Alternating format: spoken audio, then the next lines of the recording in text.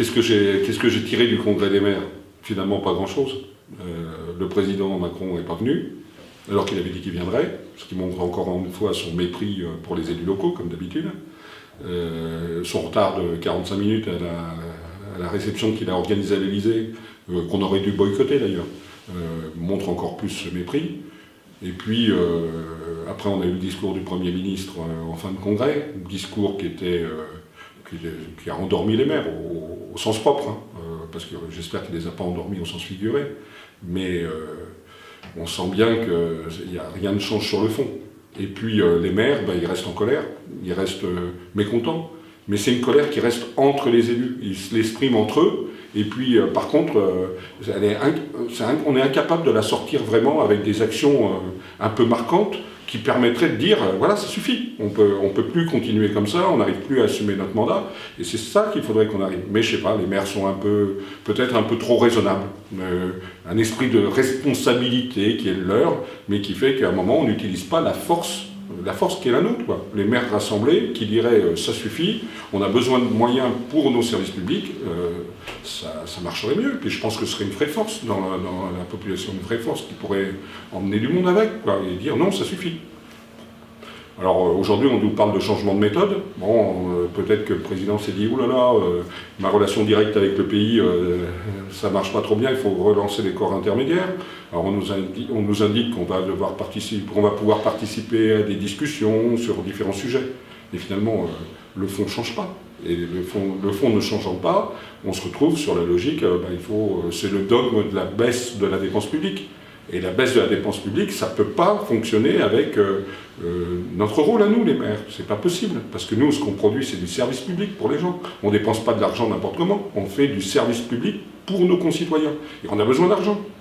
Et si on ne revient pas sur cette logique de la baisse de la dépense publique, on n'y arrivera pas. Moi, j'ai toujours été marqué par la réception que j'ai eue d'une jeune femme qui vient à ma permanence et qui me dit, si vous ne me trouvez pas une place en crèche, je ne pourrais pas reprendre le travail.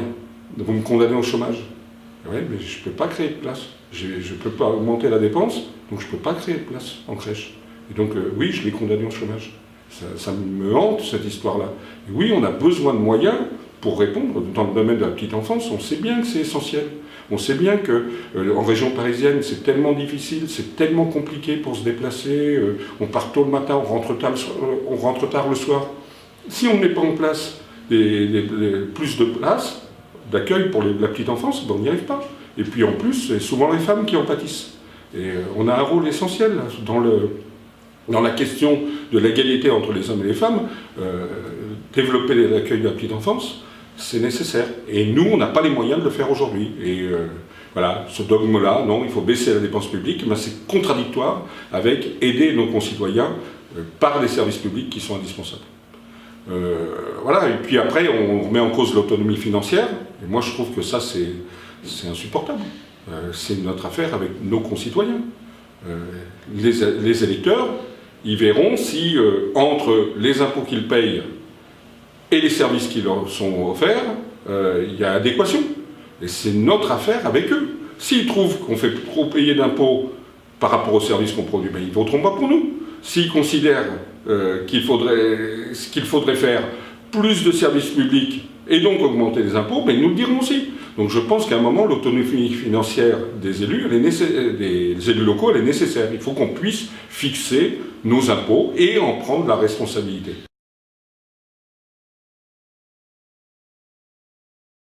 L'autonomie financière, c'est le fait qu'on puisse continuer à fixer une partie de nos recettes. Voilà. C'est-à-dire qu'on décide du montant des impôts et ça génère des recettes pour notre budget en toute responsabilité.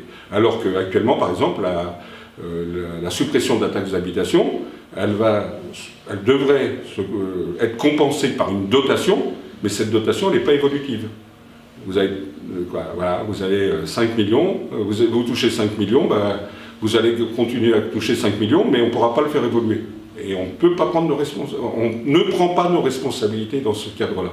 Et il faut que les élus locaux puissent continuer à prendre leurs responsabilités. Et voilà, donc il faut qu'on regagne notre autonomie financière. Et puis, dans le même esprit, moi je trouve qu'on revient trop sur la décentralisation, il y a une recentralisation. Maintenant, les élus locaux, ils savent ce qui est bon pour leur population. Et c'est pas la même chose quand on est en banlieue, dans une ville de province, en grande couronne ou en petite couronne, dans les territoires périurbains, c'est pas la même chose. Et la décentralisation, c'est justement ce qui nous permet d'adapter nos politiques à nos populations et à leurs besoins. Et aujourd'hui, on a une recentralisation qui va à l'encontre de cela. Et je pense que d'ailleurs le mouvement des Gilets jaunes il explique ça, quoi. Les décisions sont prises sans prendre en compte les besoins des habitants des territoires.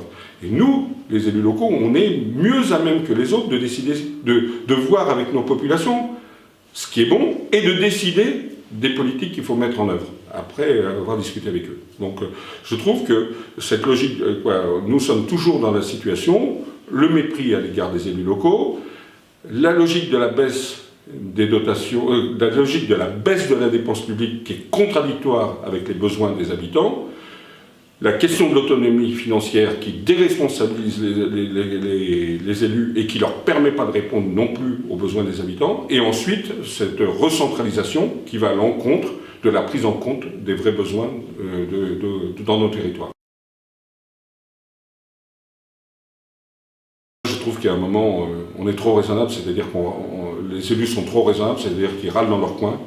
Ils n'en peuvent plus, certains ont décidé d'arrêter. On dit que 50% des maires ne se représenteront pas. Bon, ça bougera certainement un peu, parce qu'au bout d'un moment, l'esprit de responsabilité reviendra aussi. Mais on sent bien, ça râle entre nous. Mais est-ce qu'on le démontre? On a fait une manifestation des élus de la région parisienne devant l'Assemblée nationale il y a quelque temps. Mais au-delà de ça, est-ce qu'à un moment, on ne peut pas dire que ça suffit? Quand on voit que, je ne sais pas, dans ma commune, on avait, en 2013, on avait 1 300 000 € de dotation globale de fonctionnement.